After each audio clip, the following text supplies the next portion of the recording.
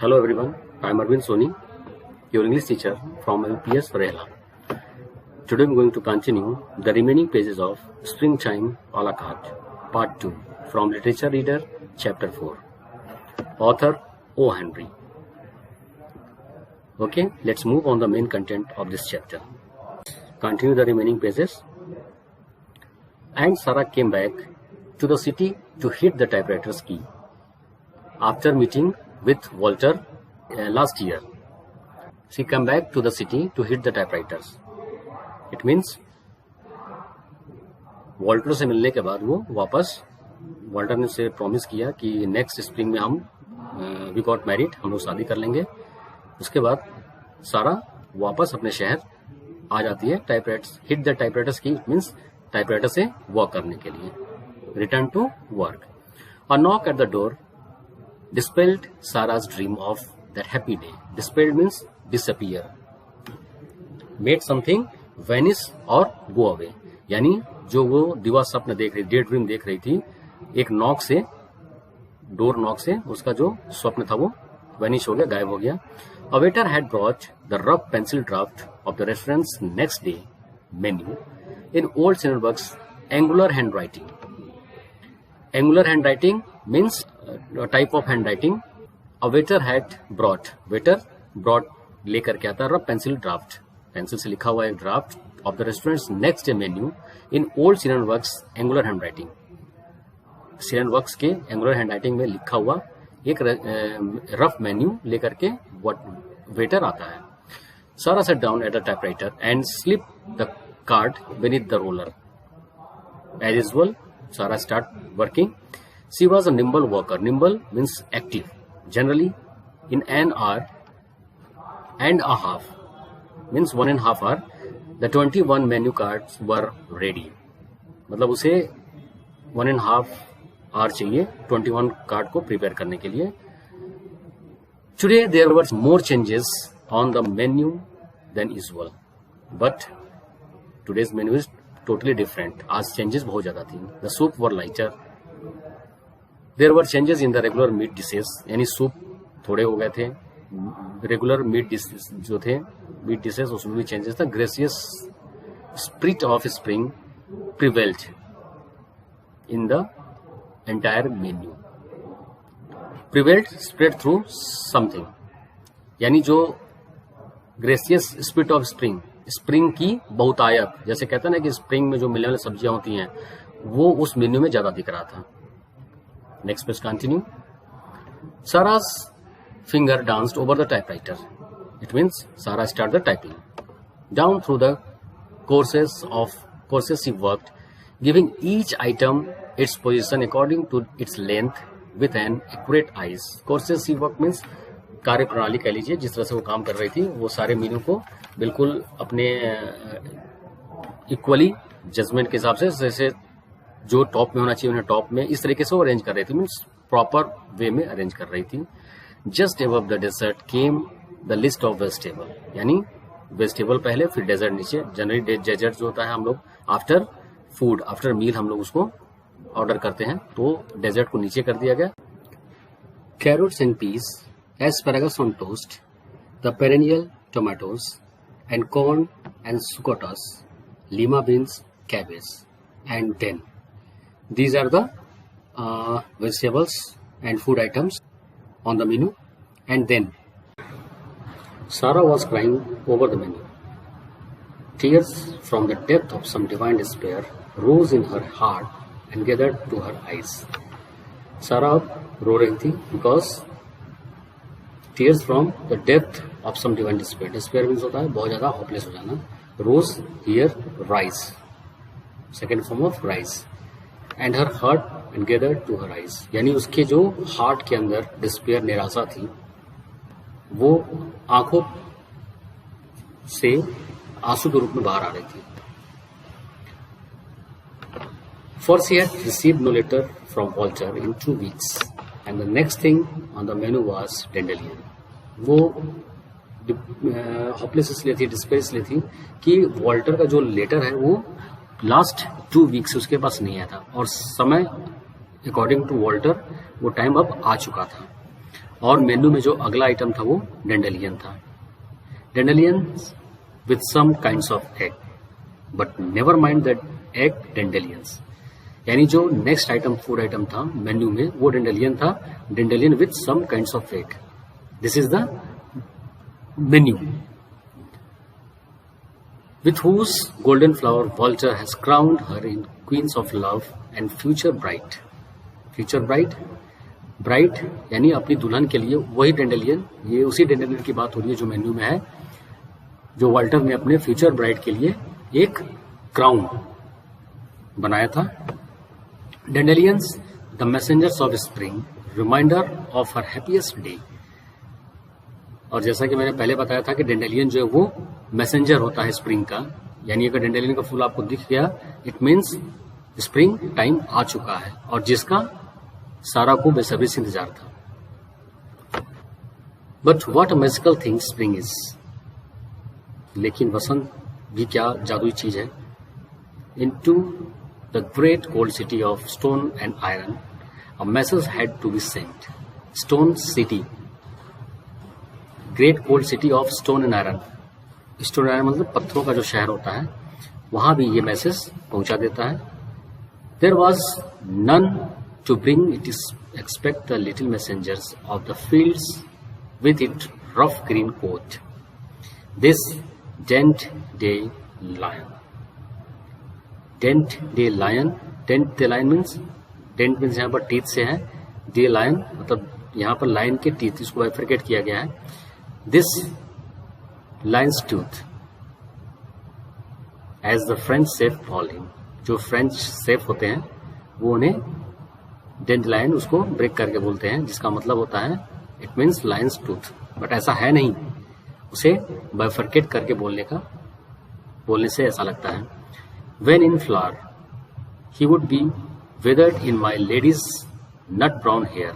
जब वो फ्लावर हो जाता है यानी डेंडेलियन जब फूल बन जाता है तो वो उसके बालों के लिए एक weathered in my lady's nut brown hair, जो उसके बालों के लिए एक क्राउन बनाता है। वेन यंग एंड अनब्लोसम्ड, और अगर जो फ्लावर है वो यंग है, अनब्लोसम मतलब फ्लावर में कन्वर्ट नहीं हुआ है, he goes into the boiling pot and delivers the message of nature. उसे उसका डिश बनता है जो बॉइलिंग पॉट में डाल करके फिर उसे जब सर्व किया जाता है कस्टमर के सामने, that is the messenger of spring. यानी अगर डेंडेलियन फ्लावर बन चुका है तो वो बालों में एज अ क्राउन उसके बालों के लिए बना करके मैसेज देता है कि हाँ स्प्रिंग टाइम आ चुका है। और अगर वो अनब्लॉसम यानी फ्लावर अभी कन्वर्ट नहीं हुआ फ्लावर में, तो उसका काम क्या है, कस्टमर के सामने उसको एज अ डिश सर्व किया जाता है, जिससे कि वहां के लोगों को पता चल जाए कि ओ इट मीन्स बसंत आ चुका है। इन अ शॉर्ट वाइल सारा force back her tears, the card must be tight. अब सारा फोर्स बैक हर टीयर्स मतलब न चाहते हुए भी उसको अपने आंख के आंसू को रोकना पड़ा। The cards must be tight, card type हो चुके थे, but still in a faint golden glow from her dreams of dandelions, she fingered the typewriter keys absently for a little while। absently means होता है बिना मन से, न चाहते हुए भी अभी उसके दिमाग में फेंट गोल्डन ग्लो मतलब अभी उसकी जो खूबसूरत यादें हैं, वो ड्रीम जो सपना देख रही थी उसके दिमाग में है, बट न चाहते हुए भी सी फिंगर्ड द टाइपराइटर कीज, अपनी उंगलियों को टाइपराइटर की पे रखती है, एंड एब्सेंटली बिना मन से उसे टाइप करने लगती है। With her mind and heart in the Medo lane with young farmer, वो अपने दिल और दिमाग से कहाँ है, उस मेडो में है अपने यंग फार्मर वाल्टर के साथ। But soon she came back to the stone streets of Manhattan and the typewriter began to jump and race. लेकिन जल्दी वो कम बैक, दिलो दिमाग से वो उस मेडो में है, बट फिजिकली वो कहाँ है, स्टोन स्ट्रीट्स ऑफ मैनहट्टन, उस पत्थर शहर में जिसका नाम मैनहट्टन है। And the typewriter began to jump and race, और वो अपनी उंगलियों को टाइपराइटर पे टाइप करने के लिए जंप एंड रेस मतलब टाइप करने लगी। At 6 o'clock the waiter brought her dinner and carried away the menu. 6 o'clock waiter आता है, मेन्यू को जो मेन्यू लिस्ट है उसको लेके जाता है और उसके लिए डिनर दे जाता है। While Sarah ate, she sadly put aside the dish of dandelion. उसने सारा ने अपना डिनर खाया और डेंडेलियन को उसने साइड में रख दिया, बिकॉज डेंडेलियन से उसकी यादें जुड़ी हुई थी. Just as its bright flower had been changed into a dark unimportant vegetable. Because here Sarah thinking totally changed, because in spring this flower is give a message to her Walter. मतलब इस message में उसे Walter की का कुछ message मिलना चाहिए था, बट ऐसा नहीं हुआ. तो अब यही फ्लावर उसके लिए बिल्कुल अनइम्पोर्टेंट वेजिटेबल बन गया. So had her summer hope wilted and perished. Summer hope wilted means होता है बिल्कुल जैसे कोई फ्लावर कुम्हला जाता है, पेरिस मीन्स नष्ट हो जाना.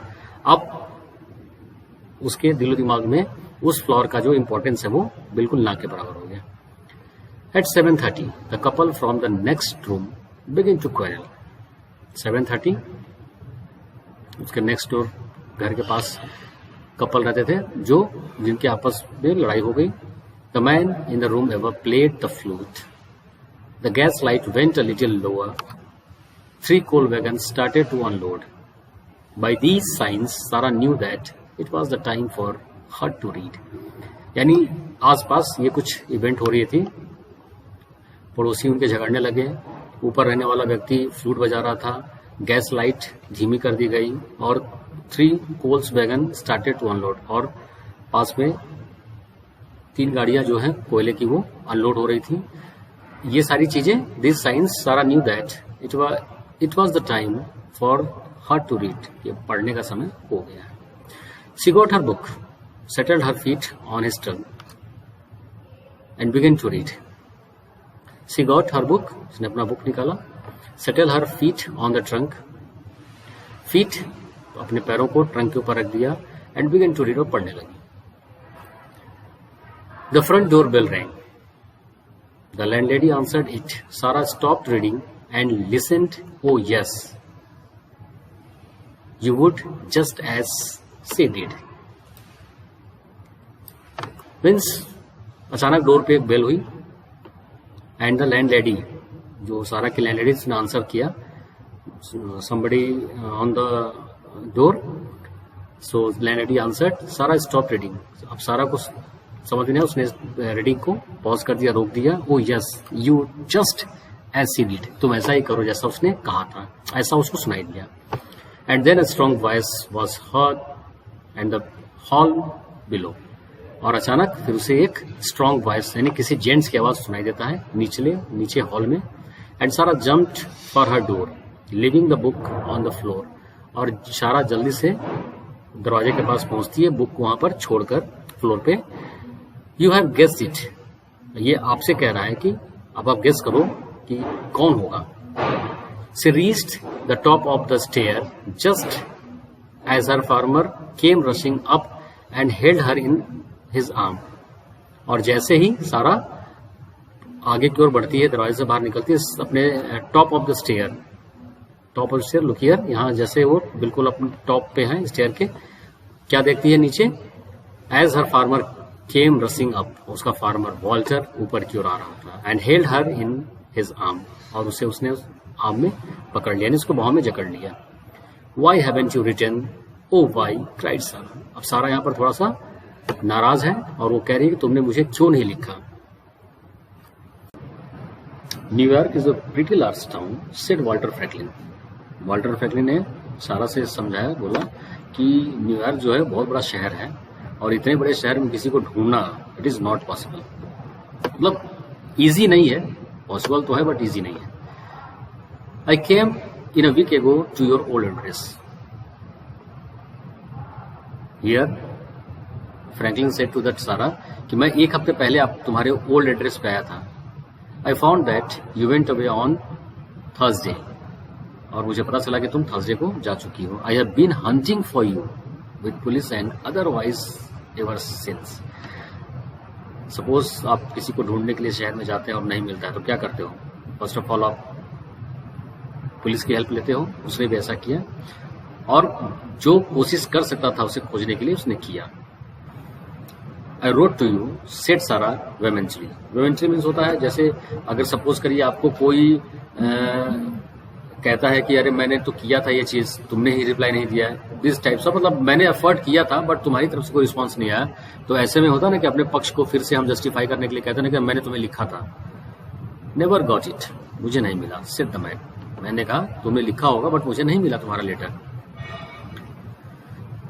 Then how did you find me, Sara here asked to the Franklin कि तुमने फिर मुझे कैसे खोजा। The young farmer smiled a spring time smile. अब सपोज अगर आपने कोई ऐसा रिडल सॉल्व कर लिया हो जो वाकई में थोड़ा टफ हो या थोड़ी प्रॉब्लमेटिक हो, तो उस समय आपके चेहरे पर एक स्माइल होती है। Same thing here, I dropped into that restaurant next door this evening, said he. उसने कहा कि मैं तुम्हारे उस रेस्टोरेंट में, जिस रेस्टोरेंट में तुम मेन्यू टाइप करती हो, मैं उस रेस्टोरेंट में ड्रॉप्ड इनटू मतलब उसमें गया।